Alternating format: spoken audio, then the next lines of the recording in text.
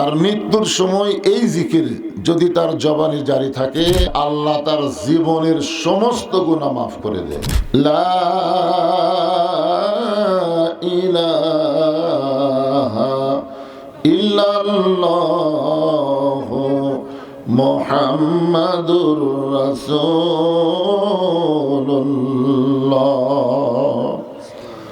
রাসূলের মহব্বতে জবান খুলে সকলে বলি সাল্লাল্লাহু আলাইহি ওয়াসাল্লাম। এই যে আপনারা জিকির করলেন, আফজালু জিকির লা ইলাহা ইল্লাল্লাহ।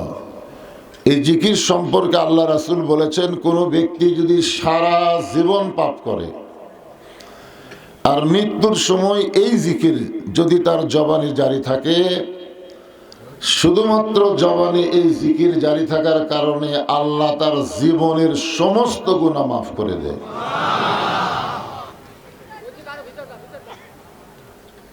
বাবা আদম আলাইহিস সালাম থেকে আমাদের নবী পর্যন্ত সমস্ত নবীদের মুখে এই জিকির ছিল কি ছিল না?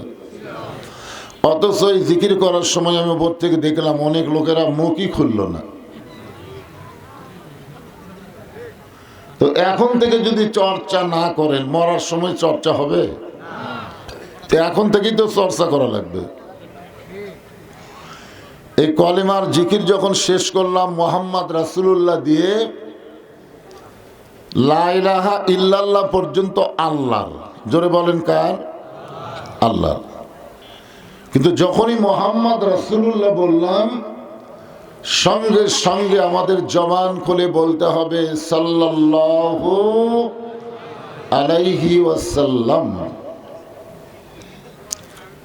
আপনি যখনই এই সংক্ষিপ্ত দরুদ শরীফটা পড়লেন, এই যে সাল্লাল্লাহু আলাইহি সাল্লাম, এইটুকুই।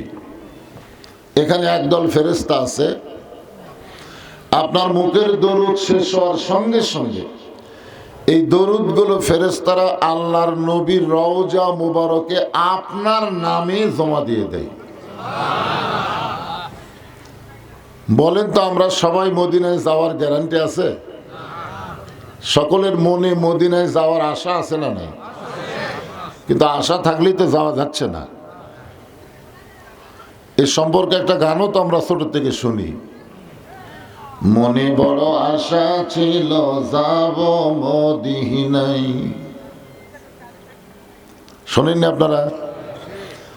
এই গানটা প্রথম আব্দুল আলিম গাইছিল 68 সালে, 1968 সালে দিনাজপুর জেলা স্কুল ময়দানে প্রথম। ওই সময় দিনাজপুরের আলেমের আব্দুল আলিমকে বলল, আপনি মূর্খ। আপনি কি মূর্খ? তো আব্দুল আলিম বললেন, আমি আসলেই মূর্খ ভাই।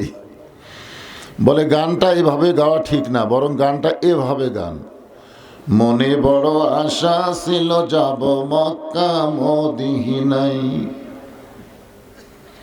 তো আপনি মক্কারে বাদ দিয়ে শুধু মদিনার কথা বলেন।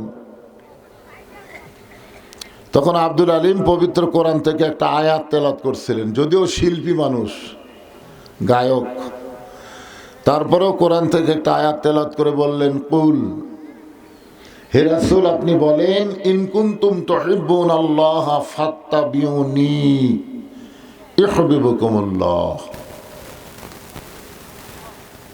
এই আয়াতের বাংলা অর্থ হলো, কেউ যদি আল্লাহকে পাবার চায়, আল্লাহকে মহব্বত করতে চায়, আল্লাহর গোলামি করতে চায়, ফাত্তাবিউনি, নবী ছাড়া উপায় নাই। এই জন্য আমার সঙ্গে সকলে একটু বলেন সুরে সুরে, উপায় নাই রে, উপায় নাই রে, উপায় নাই, নবী বিনে আল্লাহ পাওয়ার উপায় নাই। আব্দুল আলিম বললেন যে আমি মক্কা বাদ দিয়ে শুধু মদিনায় যাওয়ার কথা বলছি, এই কারণে তোমরা আমাকে মূর্খ কইলা। কিন্তু শোনে নাও দুনিয়ার মুসলমান, মদিনার মানুষটাকে কেউ যদি আপন করতে পারে, তার সুন্নাত আদর্শ যদি গ্রহণ করে, তাহলে শুধু মক্কা নয়, মক্কার মালিক আল্লাহ পর্যন্ত তার হয়ে যায়। কি বুঝলেন? এই যে দরুদ শরীফ পড়লেন, কোথায় গেল? কথা কয় না। মদিনায় চলে গেল, মক্কাত না, মদিনাত গেল।